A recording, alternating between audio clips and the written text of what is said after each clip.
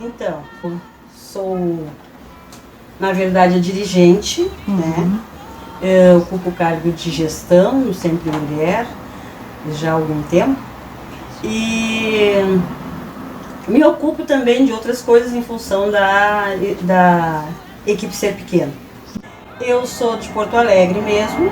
Meus pais, então, com muito esforço, compraram um terreno e tinham o sonho de construir ali naquele local a nossa casa. A minha mãe era lavadeira. Nós, filhas, mulheres, né, a gente auxiliava nesta tarefa. Claro que tinham cuidado com a escola, né, elas faziam questão disso, a gente era cobrada, né, para estar na escola.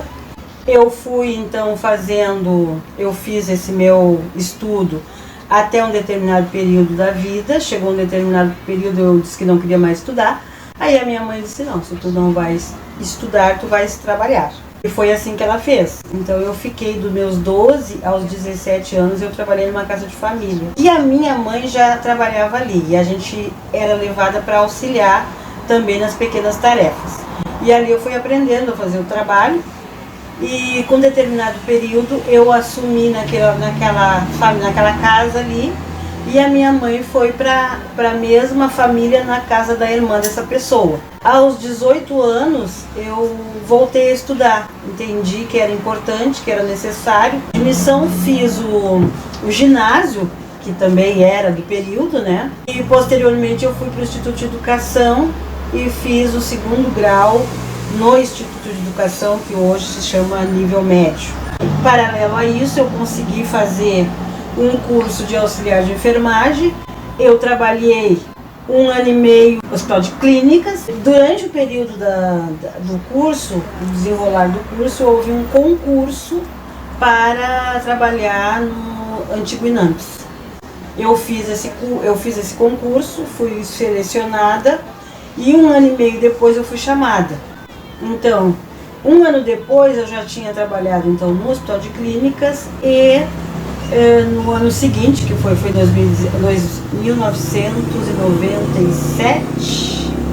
1977, em 78 eu fui chamada para o Hospital de Clínicas e fiz uma carreira ali. Ali, quando eu comecei no Hospital de Clínicas, me despertou a questão da formação superior.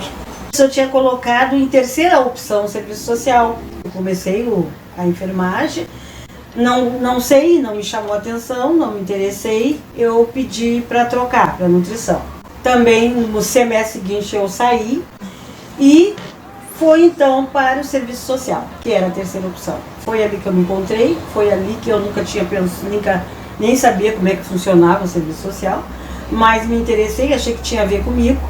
E me apaixonei pela profissão e abracei a partir dali, assim. E a partir dali eu começo a militar, e cada vez mais engajada e sempre preocupada, assim, com a questão desse avanço, dessa promoção das pessoas, das mulheres negras como eu, assim, né? Eu quando, durante o meu período todo esse de estudo, eu passei por muitas situações. Na verdade, ele veio complementando, porque como eu acabei a partir dali, né, a partir do cursinho, eu fiz o cursinho e tudo mais, eu comecei a entrar numa área que parecia que tinha a ver comigo, que eram pessoas com menos condições financeiras, mais vulneráveis. Eu não considero que eu tenha sido nossa família, meu pai e minha mãe eram trabalhadores, a gente nunca passou necessidade de não ter o que comer, enfim, mas a gente tinha dificuldade de ter acesso em muitas coisas.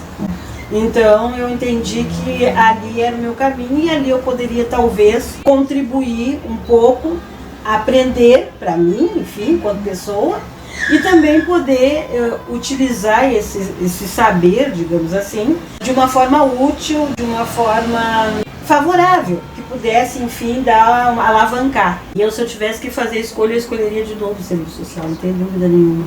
Era neste lugar que eu tinha que estar. Eu me sinto bem, eu gosto de fazer isso. Agora não estou, né, na ponta, como se diz, mas estou envolvida igual com o trabalho. porque realmente me dá muita... eu me sinto potente, assim, fazendo esse trabalho, eu me sinto com condições ainda de desenvolver um trabalho que a gente todos os dias se questiona pelo desafio que a gente tem que enfrentar, principalmente num período que a gente está vivendo hoje, né, que é bastante desafiador. Sempre Mulher, ele surgiu a partir da minha estada no Conselho Tutelar. O que a gente observava? Um movimento muito grande da criançada, né, dos adolescentes, vindo para o centro da cidade, ganhar dinheiro. Uns vendiam flor, outros vendiam bala na esquina, outros pediam, outros ficavam na sinaleira, às vezes acompanhado dos pais, às vezes não. Então era uma realidade que a gente via assim, direto e reto. E aí a gente começou a pensar que nós, enquanto conselheiros, não tínhamos condições, de 5 em cada microrregião, não é possível tu fazer o atendimento emergencial e também fazer acompanhamento às famílias. Então a gente começou a pensar um serviço que pudesse dar conta dessas famílias, do acompanhamento, do estar fazendo visita domiciliar, de estar, enfim, interagindo com essas famílias para que a gente pudesse então ver como é que a gente podia alavancar aquelas situações e fazer com que essa vinda, né, essa migração da gurizada diminuísse. A gente trabalhou de 97 até 2002 para que em 2002 então nasça o Sempre Mulher.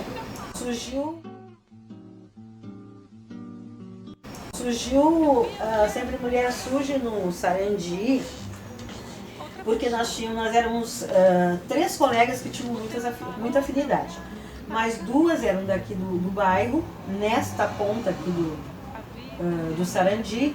Eu ficava na Zona Norte, na ponta de lá. Eu ficava no eixo Baltazar. E elas conheciam muito a realidade daqui, assim. Ela estou preocupada, porque as crianças estão muito na rua, muito na sinaleira, muito ficando direto de noite. Enfim, evasão escolar, uma série de coisas.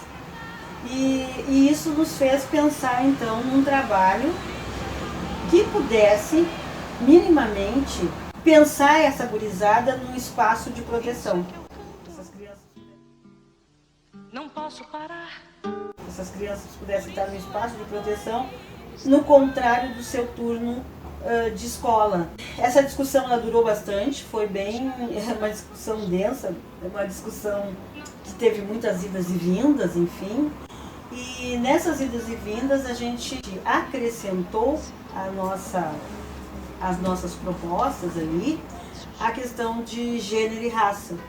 Porque a gente observava que quem corria atrás das crianças eram as mães, quem estava sempre correndo aqui e ali, sempre era uma mãe envolvida, se tinha alguma denúncia, alguma coisa, era a mãe que vinha responder. Então a gente, né, pensou que a gente poderia estar dando conta disso, porque também eram as mães e as mulheres negras. Sempre as mulheres eram. E a coisa mais certa? Sempre as mulheres eram a responsável. Elas eram chamadas na escola, elas tinham que responder. Elas eram chamadas no posto de saúde, tinham que responder. Elas tinham que estar no emprego também, porque tinham que sustentar os filhos. Enfim, era uma roda viva assim, para essas mulheres, a gente acaba percebendo isso. O Sempre Mulher sempre foi pensado a partir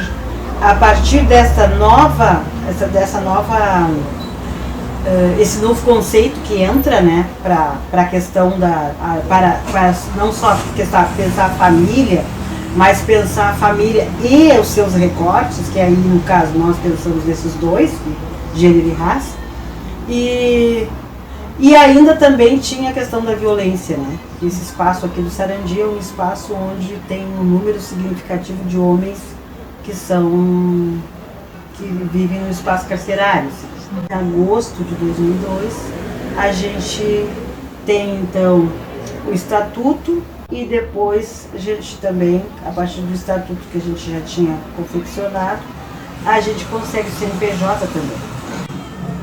Então nós nascíamos como uma instituição então oficialmente jurídica.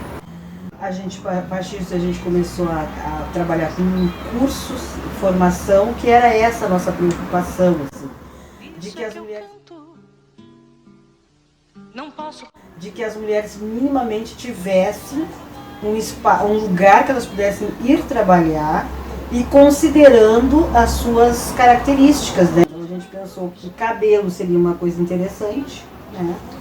E também tínhamos colocado no radar a costura, mas iniciamos pensando então e concretizando a oficina de embelezamento.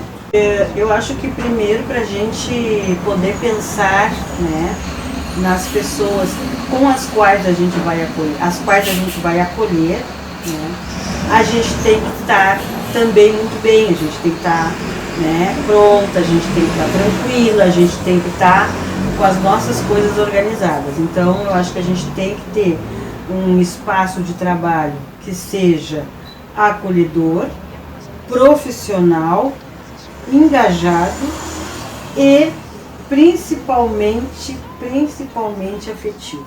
Eu acho que a gente tem que ter afeto, né, para desenvolver um trabalho como este.